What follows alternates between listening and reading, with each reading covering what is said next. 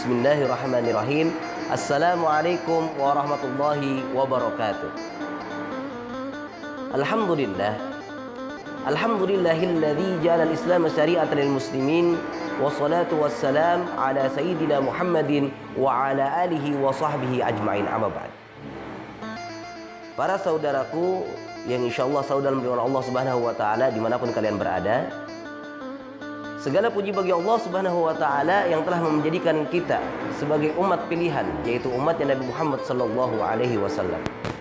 Salawat beserta salam marilah kita haturkan pula kepada junjungan kita, Nabi kita Nabi Muhammad sallallahu alaihi wasallam, juga kepada seluruh pengikutnya hingga hari kiamat kelak. Alhamdulillah, pada kesempatan kali ini kita akan membahas tentang hal-hal yang membatalkan puasa kita. Ini menjadi sangat penting karena apa? Kesempurnaan puasa kita itu apabila kita menjalankan puasa beserta mengetahui fikih puasanya. Dari apa yang menjadi rukun puasa, apa yang menjadi sunnah-sunnah puasa, dan apa yang membatalkan puasa kita. Jangan sampai kita melakukan hal-hal yang membatalkan puasa kita. Makanya ini sangat penting ya. Mungkin tidak lama, tetapi mudah-mudahan waktu yang sebentar ini bermanfaat bagi kita semua. Langsung saja kepada intinya tentang hal-hal yang membatalkan puasa. Yang pertama dari hal-hal yang membatalkan puasa ialah masuknya sesuatu ke dalam perut kita dengan sengaja, seperti makanan, minuman, atau lain sebagainya ya. Ingat, secara sengaja ya. Masuknya sesuatu ke dalam perut kita itu berarti apa? Berhubungan dengan dari mana masuknya? Tentu saja masuknya dari lubang-lubang yang berhubungan dengan perut kita, seperti mulut, hidung, telinga, juga bagian kubul dan dubur ya. Ketika ada sesuatu yang masuk dari jalur-jalur tersebut dengan sengaja, maka batal puasa kita ya. Nah, berarti mafhum mukhalafahnya apabila tidak sengaja maka tidak apa-apa, tapi nanti akan dijelaskan lagi. Mudah-mudahan kita punya waktu, diberikan waktu lagi nanti, mungkin di kesempatan lain untuk menjelaskan tentang sengaja tidak sengaja ini, seperti itu ya.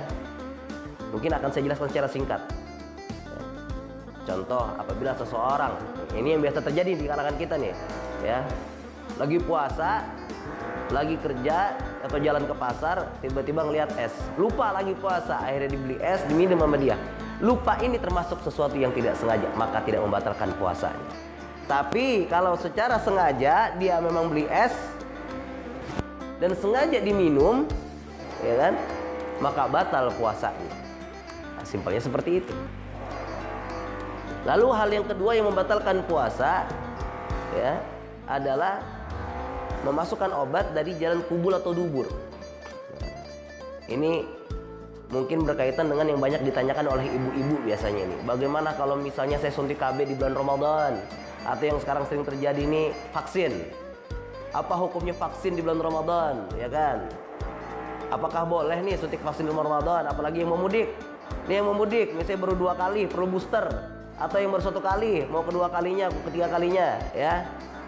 Lihat, apabila obat tersebut dimasukkan dari jalan kubul dan dubur, maka batal puasanya.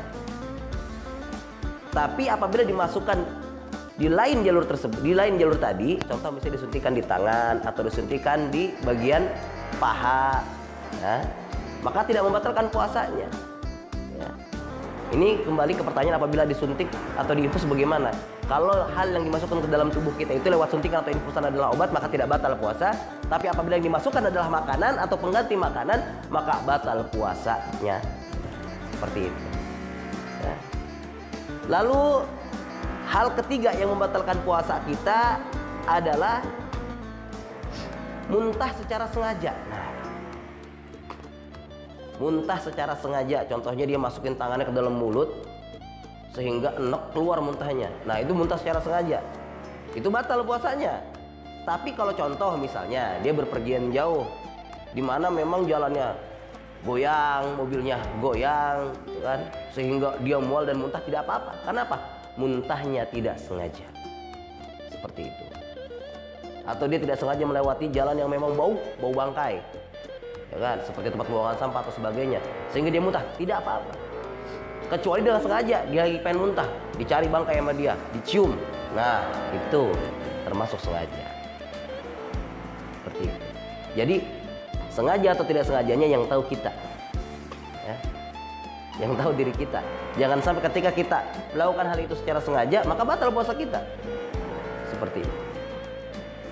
Jadi tadi yang pertama, memasukkan sesuatu ke dalam perut kita melewati jalur-jalur yang sampai ke perut secara sengaja, ya, itu batal.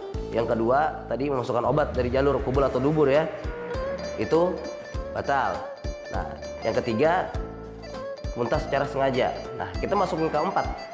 Yang keempat ini adalah keluarnya mani secara sadar, ya. Ini tanpa berhubungan intim, tanpa berhubungan suami istri. Artinya ketika keluar mani dari tubuh kita, ini maaf kita kan membicarakan fikih.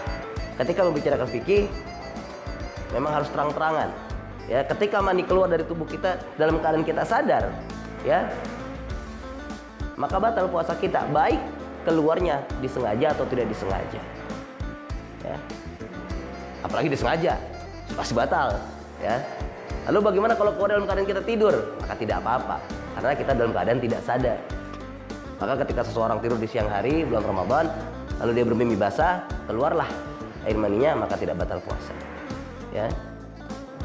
Lalu selanjutnya adalah berhubungan badan di bulan Ramadan, ya, berhubungan suami istri di siang hari bulan Ramadan. Berhubungan suami istri di siang hari bulan Ramadan membatalkan puasa kita, ya. Dengan istri saja batal, apalagi sama yang bukan istri. Astagfirullah. Waliyazubillah, ya. Berhubungan suami istri saja sama istri kita batal, apalagi bukan istri. Ingat ini, ya. Membatalkan puasa kita. Dan bahkan nanti akan ada lagi tambahannya. Nanti kita akan bahas di akhir, ya. Lalu yang nomor 6 selanjutnya adalah haid. Ini orang-orang yang mendapatkan haid, biasanya pasti wanita, pria nggak ada yang haid, ya. Wanita haid di bulan Ramadan maka membatalkan puasanya. Bagaimana kalau haidnya keluar 10 menit sebelum berbuka puasa? Batal puasanya pada hari itu, ya. Oh, saya sangat ingin mendekatkan diri kepada Allah Subhanahu wa taala di bulan Ramadan ini, karena belum tentu Ramadan tahun depan saya dapat, saya ketemu lagi. Saya ingin berpuasa tapi saya haid. Bukan begitu caranya beribadah kepada Allah. Beribadah kepada Allah sudah ada aturannya, ya. Orang yang haid haram untuk berpuasa. Ketika Anda berpuasa, hati-hati, bukan Anda mendapatkan pahala, justru Anda mendapatkan dosa, ya. Maka orang yang haid tidak boleh berpuasa. Ketika dia haid di siang hari Ramadan sebelum berbuka, maupun itu 5 menit sebelum berbuka, maka batal puasanya pada hari itu, wajib diqadha di kemudian hari di luar bulan Ramadan. Lalu nifas, sama seperti tadi, ya. Orang yang sedang nifas juga tidak boleh berpuasa, ya. Begitu juga setelahnya yang membatalkan puasa kita adalah wiladah, melahirkan, ya. Melahirkan juga membatalkan puasa kita. Dia melahirkan jam 5 sore, batal puasanya. Contoh, nah ini, ingat, melahirkan, yang membatalkan puasa kita melahirkan. Contoh, cuman baru keluar air ketuban jam 4 sore, tapi melahirkannya habis maghrib. Nah, tidak batal puasanya pada hari itu. Seperti itu. Ingat, melahirkan yang membatalkan puasa, ya. Selanjutnya yang membatalkan puasa adalah junun, ya, gila atau hilang akal, ya. Hilang akal menjadikan kita batal berpuasa. Hilang akal yang seperti apa? Ya, hilang akal yang memang seperti gila. Kalau pingsan bagaimana? Nah, pingsan ini nanti mungkin ini, ya, tidak semua pingsan itu membatalkan puasa. Contoh, apabila seorang pingsan dari sehabis sahur, ya, sebelum subuh sampai sehabis maghrib, nah, batal puasanya.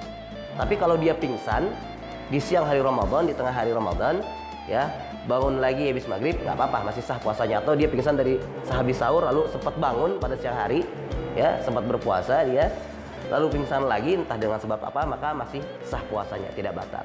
Seperti itu, ya. Akhir yang membatalkan puasa kita ialah riddah atau murtad. Waliyazubillah, ya. Kita berlindung dari Allah supaya kita terhindar dari hal tersebut, karena kemurtadan ini membatalkan kita dari puasa. Karena puasa itu syariat Islam. Syariat Islam hanya mengikat orang-orang Islam. Ketika dia keluar dari Islam, maka dia sudah keluar dari syariat Islam, sudah tidak ada lagi baginya kewajiban berpuasa, maka ketika dia berpuasa tidak sah puasanya. Seperti itu, ya. Dan tadi hal-hal yang membatalkan puasa, mudah-mudahan kita selalu dalam lindungan Allah Subhanahu wa taala sehingga kita bisa menjalankan puasa kita pada tahun ini dengan sempurna, mendapatkan pahala dari Allah Subhanahu wa taala dan bisa kembali dengan Ramadan berikutnya, ya, dan bisa memperdalam lagi agama Islam dengan lebih baik, ya. Mungkin cukup sampai di sini. Wallahu muwaffiq ila aqwamit thoriq.